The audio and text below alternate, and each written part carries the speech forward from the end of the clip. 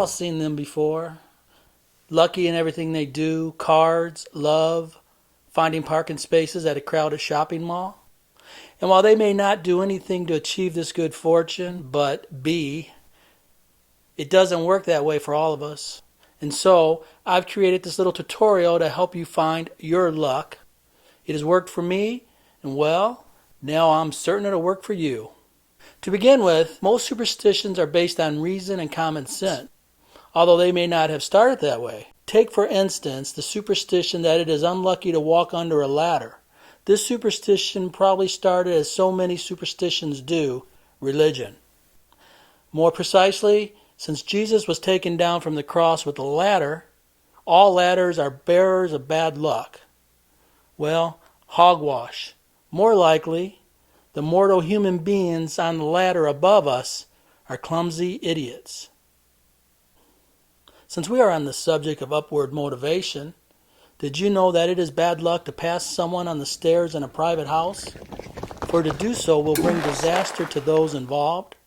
Furthermore, if you should fall up a step or two, it is a sign of an approaching wedding. Now, being an ex-smoker, here is one of my favorites. Never light 3 cigarettes from the same match unless you are prepared for ill will. This superstition became popular with the soldiers back in the days when cigarette smoking was good for you. Of course, some experts on the subject of luck and fortune would have you believe that this bad luck action has to do with the Holy Trinity thing.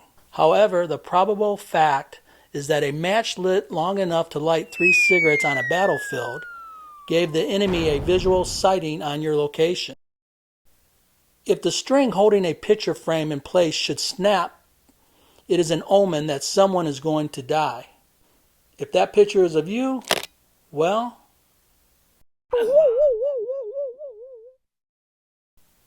of salt there are several omens of interest.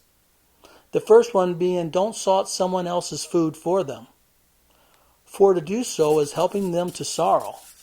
Another superstition says that if you spill salt, you will be unlucky unless you spill a pinch of it over your left shoulder.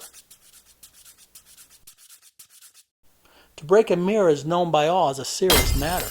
The reason is simply that the image of the person who broke the mirror has been destroyed, and therefore some form of misfortune must be the fate of the careless one. It is unlucky to treasure a lock of hair from another person. Taxi!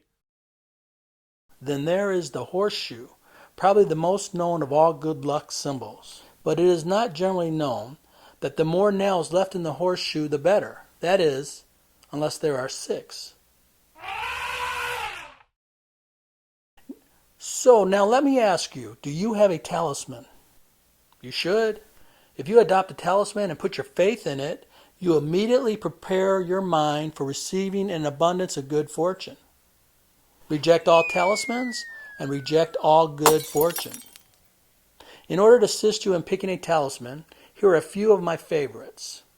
No symbol is a greater favorite than the horseshoe. And why is this? Well, the common belief is that Satan was in need of some shoes for his hooves and couldn't handle the constant clanging the blacksmith made pounding his hammer against the shoes. Therefore, the horseshoe is a great way to keep away evil darkness. Another suggestion has been made that the horseshoe was selected as a good luck talisman in the Roman times because it favored the metal crescents worn by Roman heroes. And then there are the scarabs.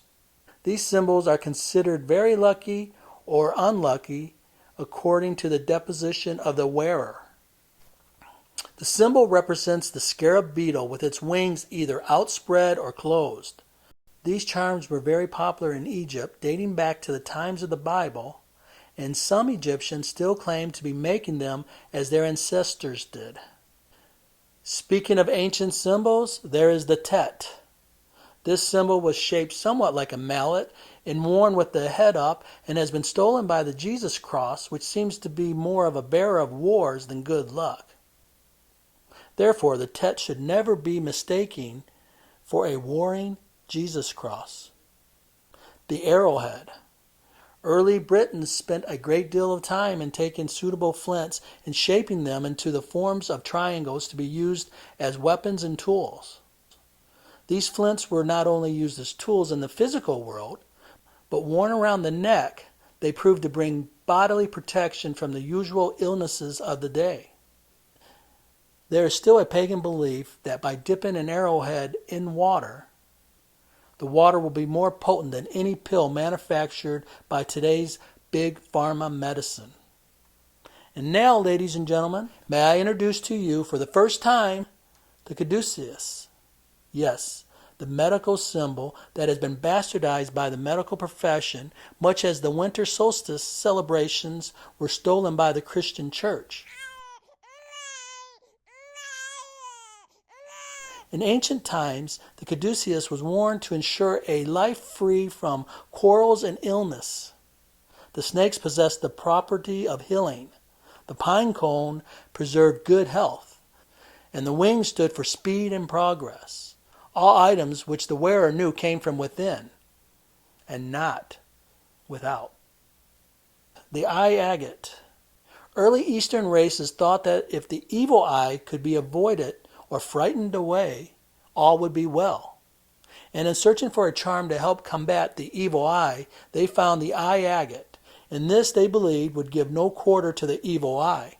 The eye agate was cut to resemble an eye, which would be powerful enough to neutralize the effects of the evil one.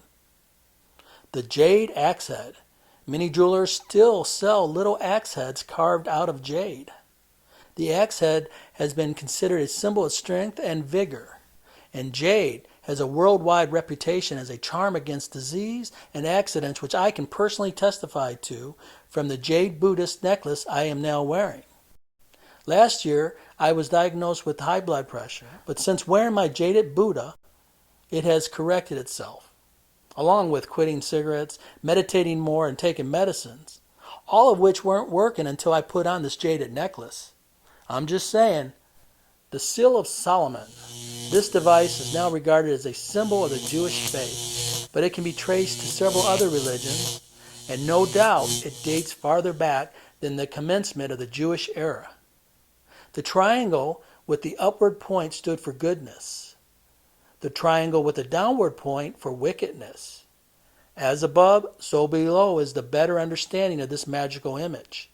And those who wear this device contend that it preserves them from all that is ill, and at the same time it gives them a share of the world's blessings.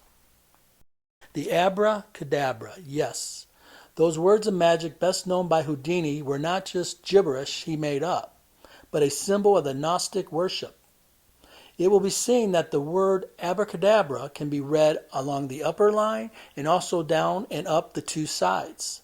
This word is said to conceal the name of God, and the charm has the powers of warding off dangers and sickness. The four-leaf clover. Everyone knows that a four-leaf clover or shamrock is supposed to bring good luck, to where either is supposed to avoid misfortune. Need I say more on this? Really? No. Huh? Black cats. There has been some myth around this animal, especially the Halloween myth that a black cat is evil. The fact is that they are anything but bad luck. It was known by all pagans that it is lucky for a black cat to walk into your house, and so, even if they didn't have a black cat, a counterfeit one would do. Thus, people often hung pictures of black cats in their homes. And of course, to Christians, these non-believers who worship trees and the seasons instead of a make-believe God were evil, and so were the black cat charms they hung in their homes. Finally, I would like to end my presentation with a little numerology, which I will only touch briefly here in helping you find your lucky number. Did you know you have a lucky number? Most of us do. For some, it is the day we were born, and others the number of hairs that we still have left on our head. If you already know your lucky number, great. If not, here is a formula to help. First, to find your lucky number, you simply take your birthday consisting of the day of the month of the year, and the year. If, for instance, you were born on the 9th day of the month, Since this is a single-digit number, you leave it as it is. But say it was a two-digit number, as in the number 16. In this case, you will simply add together 6 plus 1 to get 7. The goal is to reduce the number to a single digit. In another example, we will take the 29th day of the month. Here you add the 9 plus 2 and get 11. Well, since 11 is two digits, you need to narrow this down by adding 1 plus 1 to get 2. Therefore, the day of the month number would be 2. So this is how you get to your day of the month. To get to the month of the year, you simply assign the month a number beginning with January, the first month a 1, February, the second month, a 2, March, the third month, a 3, and so forth, until you get to the two-digit months, as in October, November, and December, in which case you will add the two digits together to get to 1 for October, 2 for November, and 3 for December. Once you have assigned a number to the corresponding month of your birthday, you take the year. For instance, take my great-great-grandmother's birthday. Why? Because I said so. It was 1910. In her case, it would be 1 plus 9 plus 1 plus 0, which equals the two-digit number 11, which we will have to add together to get 2. So the corresponding number of her year is 2. In another example, take her husband, my great-great-uncle. Yes, they did things like that back in small towns. His birthday was 12 September 1913. To figure out his life number, we begin by taking the day of his birth, 12, and add the 1 plus 2 to get 3, and this is his birth number. Then we take his month of September, and we see that it is the 9th month of the year, and so his month number is 9. And finally, we take the year 1913, and we add together the 1 plus the 9 plus 1 plus 3 to get 12. Well, 12 is a two-digit number, so we have to further reduce that by adding the 1 and the 2 to get 3. Therefore, my great-great incestuous grandfather's life number is found by taking the day of the month, number 3, and adding this to his month number of 9, to his year number of 3, and you get 15. Now, as with any numerological formula, you have to have one digit, so we add the 1 plus 5 and get 6. Therefore, in 1939, when my incestuous grandfather went into the Hazel Park racetrack and bet his paycheck on the 6th horse in the 6th race, he wasn't as foolish as the family history would have you believe. He was betting on his life number. And so there you have it, my tips on good fortune.